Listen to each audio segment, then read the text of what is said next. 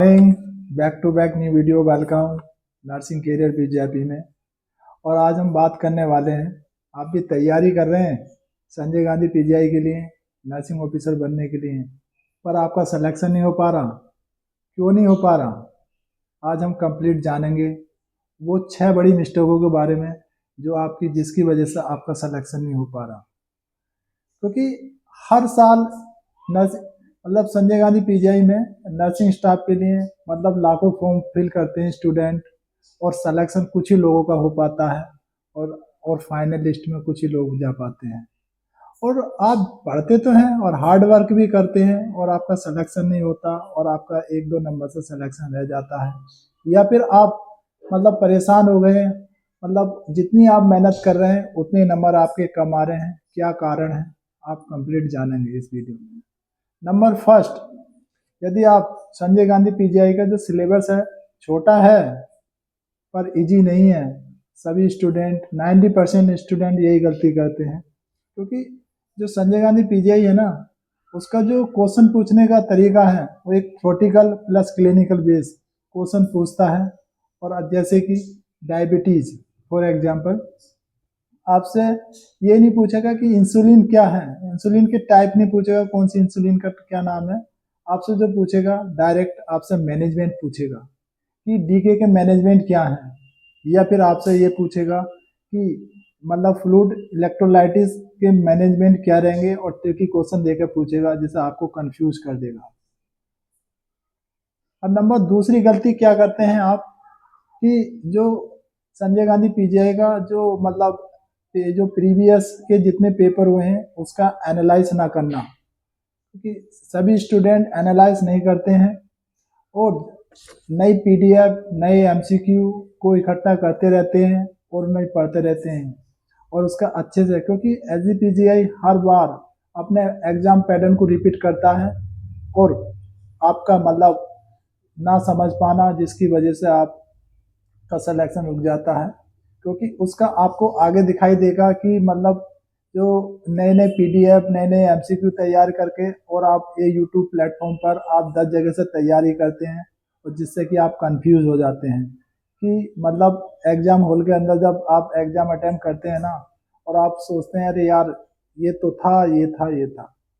और नंबर तीसरी मिस्टेक क्या है आपकी, आपका रिवीजन प्रॉपर ना हो पाना, क्योंकि कमी रहती है रिवीजन की, और जिसकी वजह से एग्जाम हॉल में आप जब वो क्वेश्चन आपको देखने के लिए मिलता है तो आप कंफ्यूज हो जाते हैं, यार इसका आंसर तो पता था क्या है, क्योंकि आंसर सेम सेम होते हैं ना, तो कंफ्यूजन क्रिएट हो जाती है, और जिसकी वजह से आपकी टाइम भी, और प्लस आपके जो चांस बन जाते हैं गलत होने के आंसर के। जितना आप रिवीजन करेंगे, जैसे कि आपने तैयार अपने नोट्स तैयार करे और अब उसको रिवीजन ना करना, और सबसे बड़ी गलती है, जितना आप रिवीजन करेंगे उतनी आपकी स्टडी उतनी शार्पनेस होती जाएगी। नंबर फोर्थ की बात करते हैं आपका, कि जो मल्टीपल चॉइस क्वेश्चन है उसकी प्रैक्टिस का अभाव, क्योंकि आप जितने स्टूडेंट हैं यही सबसे बड़ी गलती करते हैं। आप कोई सी भी बुक ले लीजिए, या कोई सा भी एक कोई टॉपिक, जैसे कि आपने कोई ले लिया, जैसे कि डायबिटीज ले लिया, डायबिटीज के जितने भी इम्पोर्टेंट क्वेश्चन है उसकी प्रैक्टिस करिए। और आप किसी भी कोई भी बुक ले लीजिए, मैं नाम नहीं ले रहा किसी बुक का, कोई सी भी बुक ले लीजिए, और जिससे आप प्रैक्टिस करोगे ना उतनी आपकी स्टडी में निखार आएगा। और आपको एग्जाम जब अटेम्प्ट करने जाओगे, सीबीटी एग्जाम मोड में होता है, और आपको कंफ्यूजन क्रिएट भी नहीं होगी, और यदि आप प्रैक्टिस नहीं करते हैं तो एग्जाम हॉल के अंदर आपको सेम आंसर रख देगा ए और बी, और थोड़ी कंफ्यूजन इतनी क्रिएट करा देगा, क्योंकि आप ज़्यादातर गलत ही क्वेश्चन अटेम्प्ट कर पाएंगे। जितनी आपकी प्रैक्टिस होगी उतना क्वेश्चन को जल्दी अटेम्प्ट करेंगे, और आपका टाइम सेव रहेगा, और जिससे कि आपको मौका मिलेगा कम समय में पूरा पेपर अटेम्प्ट करने का, और जिससे कि आप रिवीजन दोबारा उसमें एक बार करने के बाद दोबारा भी देख सकते हैं क्वेश्चन को, जितना आप करेंगे। और नंबर 5 की बात करते हैं, कि जो एग्ज़ाम पेपर है उसका प्रेशर अच्छे से हैंडल न करवाना, क्योंकि आप तैयारी तो अच्छे से कर लेते हैं,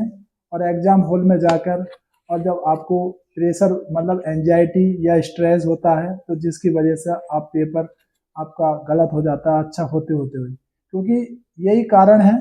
हर एक स्टूडेंट का, क्योंकि आप जो तैयारी करके जाते हैं ना, उसे इतनी मतलब फिक्र हो जाती है कि यार कैसा आएगा, ये कौन सा मतलब कहाँ से आएगा, कितना याद, ये है वो है, हर एक कंफ्यूजन क्रिएट हो जाएगी, और जो कि उसकी वजह से उसे स्ट्रेस और एंजाइटी, आपका सही आंसर होते होते भी ना गलत हो जाएगा, और लास्ट में आपके जो मतलब रिव्यू के लिए क्वेश्चन छोड़ते हैं ना, उसका प्रॉपर आप आंसर चूज नहीं कर पाओगे एंजाइटी की वजह से। तो ये भी बड़े समय बड़ी बड़ी मिस्टेक है आपकी 5, जिसकी वजह से आपका सिलेक्शन होता होता रह जाता है। और नंबर 6 की बात करते हैं कि आपका कोई भी रॉन्ग स्ट्रैटेजी बना लेना या फिर कोई भी स्ट्रैटेजी नहीं होना, जिसकी वजह से आपका सिलेक्शन या प्रॉपर तैयारी नहीं कर पाते हो, क्योंकि उसके एग्जाम पैटर्न को समझो, क्योंकि 100 क्वेश्चन आते हैं, मतलब संजय गांधी पीजीआई के एग्जाम पैटर्न नर्सिंग के, जिसमें से आपके नर्सिंग के जो एप्टीट्यूड होंगे 60 क्वेश्चन होंगे, और अदर नॉन नर्सिंग के आपके 40 क्वेश्चन होंगे। और नर्सिंग के तो सभी क्वेश्चन आते हैं, जितना आप तैयारी करोगे उतने, और आपको फोकस, यदि आपको सिलेक्शन चाहिए ना 100%, तो नॉन नर्सिंग के जो क्वेश्चन है उनको फोकस करो, क्योंकि जैसे कि करंट अफेयर है, जीके है इंडिया का, या फिर आपकी रीजनिंग है, या फिर मैथ, या फिर आपकी इंग्लिश, जितना आप उनको अच्छे से तैयारी कर लोगे ना, उतना आप सिलेक्शन के नज़दीक पहुंचोगे। सिलेक्शन उन्हीं लोगों का होता है जो नॉन नर्सिंग के क्वेश्चन को अच्छे से हैंडल कर पाते हैं। और जो लेटेस्ट अपडेट चल रही है इंडिया और इंटरनेशनल लेवल पे, उसको अच्छे से तैयारी करें। और नंबर 7 में की बात करें, जो आपकी कंसिस्टेंसी प्रॉपर ना होने की वजह से आपके मतलब तैयारी जीरो हो जाती है, जिसकी वजह से आप एग्जाम हॉल में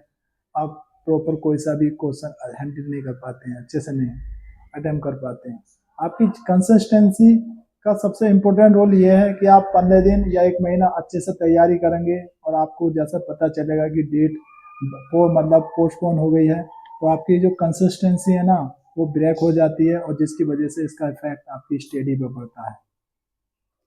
अब ब्रेक हो जाने की वजह से आपकी धीरे धीरे आप हर चीज़ों को भूलना स्टार्ट हो जाते हैं,